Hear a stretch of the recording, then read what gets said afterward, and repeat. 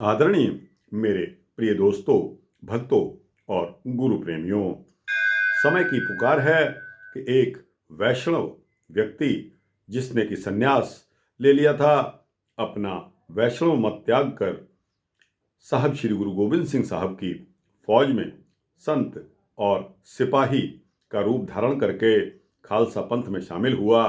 दोस्तों, यह एक सूक्ष्म वृतांत है, वीर रस से भरपूर है। आपके समक्ष रख रहा हूँ। उम्मीद करता हूँ कि आपको पसंद आएगा। तो आइए शुरू करते हैं इस वीर रस से भरे हुए वृतांत को।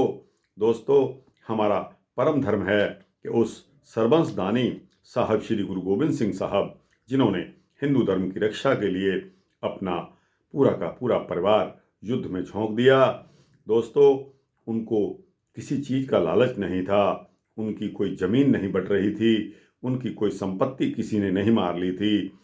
सवाल था तो सिर्फ धर्म को बचाने का, जो कि यह कन्वर्सन जो हमारा धर्म को बदला जा रहा था और तलवार की नोक पर बदला जा रहा था, उसका विरोध करने के लिए कोई ना कोई तो आगे आता ही।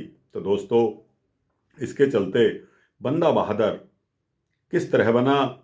वह माधोदास बैरागी, एक वैष्णव व्यक्ति का वैष्णव मत का व्यक्ति, जिसने संन्यास धारण कर लिया था। दोस्तों, 1708 ईस्वी में नांदेड़ के स्थान पर साहब श्री गुरु गोविंद सिंह साहब जब पहुँचे तो उन्होंने अपनी पहली मुलाकात से पहले बंदा सिंह बहादुर, जो कि एक बिल्कुल ही अलग से शख्सियत था, अलग सा व्यक्ति था, उस समय तक वह माधोदास बैरागी कहलाता था।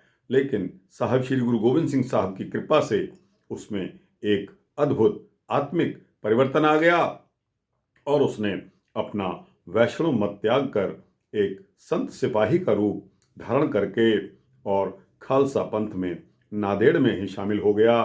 दोस्तों, बाबा बंदा सिंह बहादुर, जो कि माधोदास बैरागी था, उसने अपनी सन्यासी धारणाओं को भी तिलांजलि दे दी और एक बार पुनः गुरु साहब गुरु गोविंद सिंह साहब की शिक्षा दीक्षा लेकर और सिख धर्म के विकास, गुरु अर्जन देव जी और गुरु तेग बहादुर साहब की जब उसने शहादत के बारे में सुना और गुरु के विलक्षण सिद्धांत तथा साहब श्री गुरु गोविंद सिंह साहब के साहिबजादों की शहीदियों के बारे में सुना, तो दोस्तों, उसके दिल में भी एक खून ने उबाल मारा।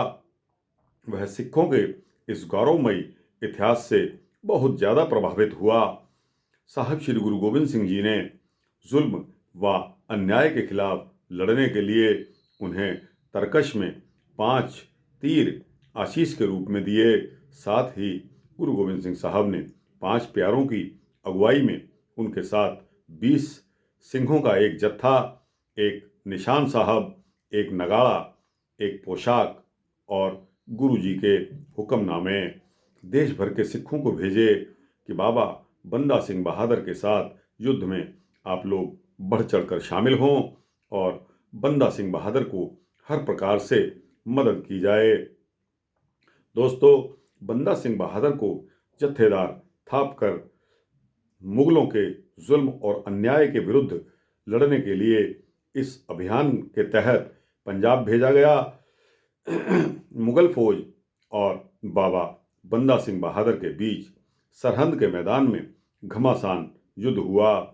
शहर में जान माल का भारी नुकसान हुआ और जबरदस्त उत्तेजना के बावजूद बंदा सिंह बहादुर ने अपनी फौज को सख्त हिदायत दे रखी थी कि चाहे कुछ भी हो जाए, परंतु मस्जिदों को कोई नुकसान नहीं पहुंचना चाहिए, क्योंकि मस्जिद में अल्लाह को याद किया जाता है, वह भगवान का घर है।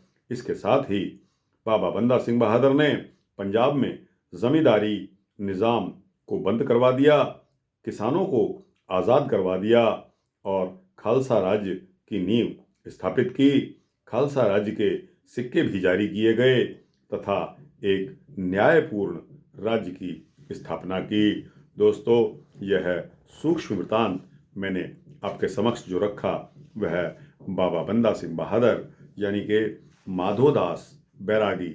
दोस्तों, माधोदास बैरागी राजौरी पुंछ के निवासी थे और समय के बदलने के साथ वो नांदेड़ में जाकर बस गए थे। तो दोस्तों, वहाँ इन्होंने इनका निशाना बहुत सटीक था, बहुत अच्छे शिकारी थे।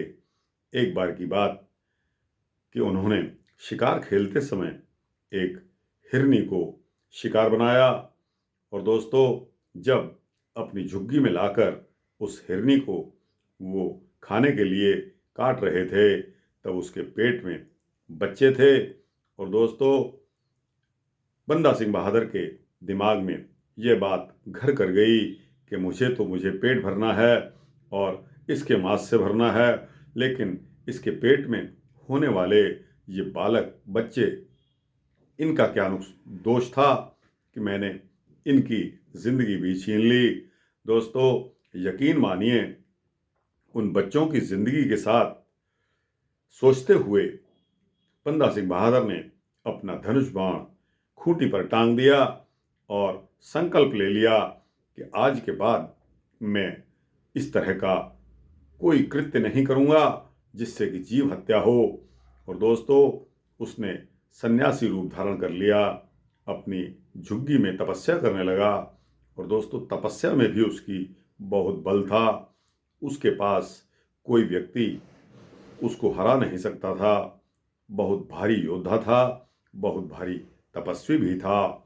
तो दोस्तों, गुरु गोविंद सिंह साहब ने उससे जब प्रथम दृष्टया मुलाकात की, तब भी बंदा सिंह बहादुर के साथ बताया जाता है कि गुरु गोविंद सिंह साहब का किस तरह टकराव शुरू हुआ, लेकिन बंदा सिंह बहादुर ने यह जानते हुए कि यह कोई इस तरह की शक्ति है जो मेरे पास नहीं है और इनके पास है, तो दोस्तों, बंदा सिंह बहादुर साहब श्री गुरु गोविंद सिंह साहब के सामने नतमस्तक हो गए और बंदा सिंह बहादुर ने गुरु गोविंद सिंह साहब को अपना गुरु मान लिया और एक सिख सैनिक सिपाही के रूप में उभरे।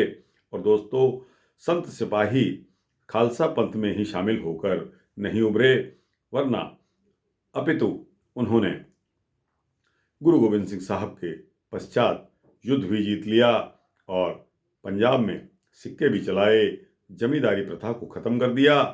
और दोस्तों, धर्म के चलते किसी भी मुस्लिम मस्जिद को उन्होंने नुकसान नहीं पहुंचाया। तो दोस्तों, इन शब्दों के साथ यह वृतांत यहाँ समाप्त होता है। आपको अच्छा लगा हो तो दोस्तों, इसको लाइक और शेयर करते हुए अपने भक्तों, दोस्तों, जिज्ञासुओं को अवश्य भेजना। इस चैनल को सब्सक्राइब कर देंगे तो आपको इसी तरह के सूक्ष्म भक्ति वृतांत मिलते रहेंगे। वाहिगुरु जी का खालसा, वाहिगुरु जी की फतेह।